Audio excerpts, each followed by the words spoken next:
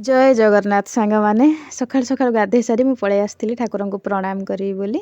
तो सांग मैंने आज हूँ आम गोटे स्पेशल दिन आम मैरेज एनिवर्सरी। तो एथर मत शाढ़ीटा देती केमी लगुच कहे। तो बड़ मानकर आशीर्वाद एमती सब बेले था वर्ष पर वर्ष बीती जाऊ। तो सकाल जलखियार आज होता आलू परोटा ता सहित टमाटो चटनी। तो सांग मैंने एनिवर्सरी मोर आज बैगण भजा खाइबा इच्छा है। तो आज गोटे नुआ स्टाइल बैगण भजा बनई।